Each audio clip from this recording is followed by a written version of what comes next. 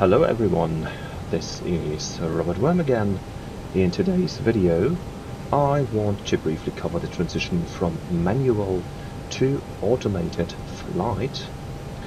When I was enjoying flight simulation, automation often manages to rotate the aircraft, retract the gear and engage the autopilot and watch the show, maybe deal with ATC on the network.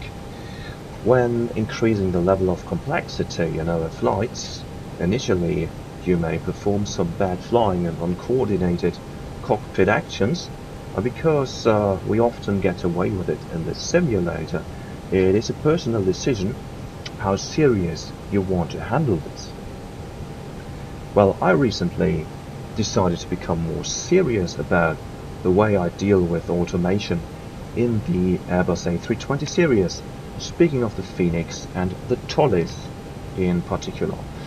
This is the ToLiss A319 in X-Plane 12, and well, we're in Georgia Francisco car. We're going to depart from Romeo 13 with a raw data VFR departure. I'm going to engage the automation around Huancayo and switch over to IFR flying. And that's the initial situation where I was realizing that well, this needs some understanding of the systems and some thinking about what's going to happen next. And so let's go.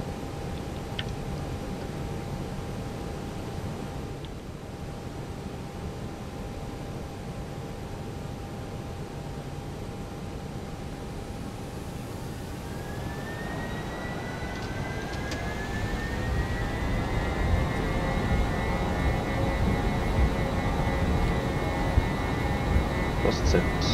Speed is life.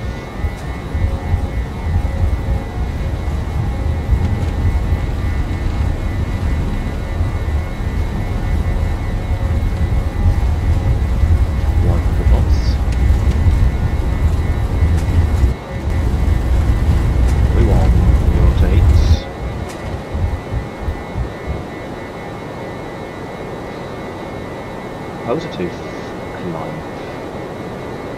Up.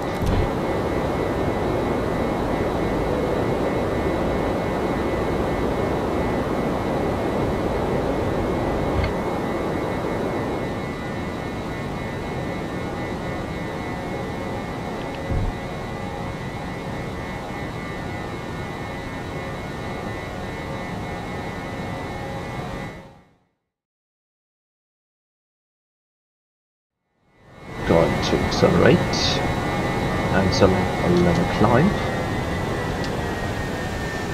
And of course the first principle that I want to emphasize is to keep the constraints of the FCU up to date. We want to accelerate to 215 knots and we have to select this in the FCU, because when you will engage the auto thrust and you are flying faster than the speed selected, you may find yourself at idle power, in the worst case during climb out.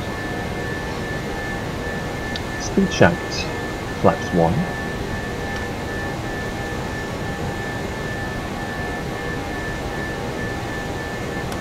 Now I want to turn, and after think of the heading selected, so I want to turn towards Huancayo, which I can also see on the nav display, and I want to select an appropriate heading and turn towards the buck.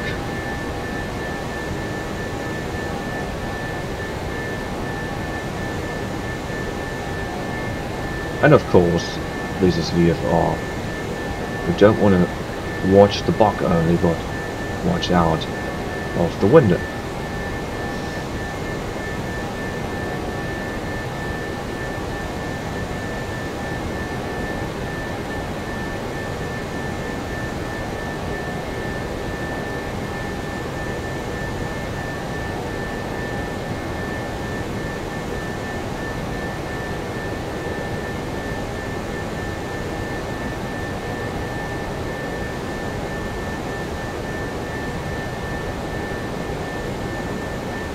Speed checked, flaps up.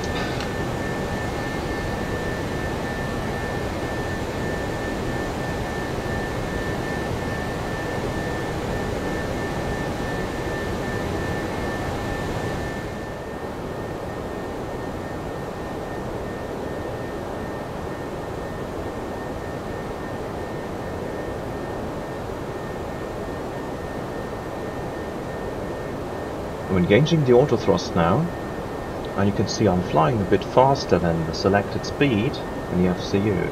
Engaging the auto thrust, and you can see it produces the power very much, and you need to be aware of this. This is what's going to happen. Maybe you don't want to have this, so you have to make sure that those values are matching your actual speed and current speed and your constraint in the FCU. You don't want to have idle power when you climb. Now, the flight director. Second principle I want to emphasize is the flight director. If I engage the flight director, the selected heading and the vertical speed are overwritten by the aircraft's current values, which makes sense. It assumes that you want to fly straight ahead unless you select something else. Now let's select something else. Let's select open climb and direct to Monku. Check the flight path on the nav display.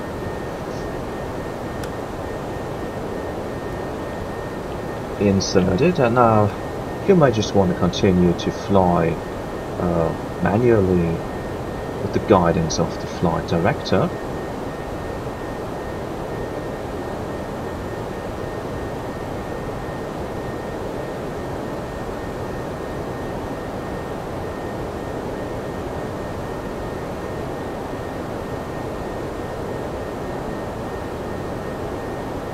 Well, once you're aligned with the flight director, it's pretty smooth to just push the autopilot button and to continue to fly. With the autopilot, however you want, you could of course also continue to fly straight ahead, engage the autopilot and adjust the lateral and vertical modes after the autopilot is engaged. Going to select managed climb speed now.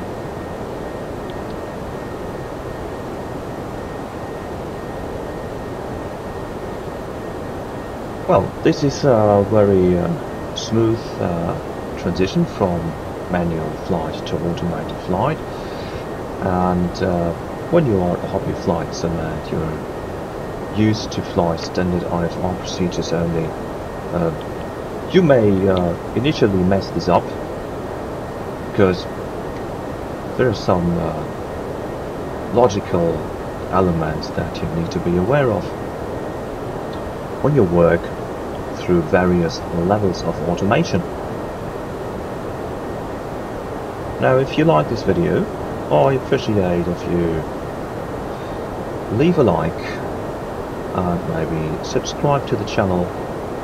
Thanks for watching and have a nice day. Bye bye.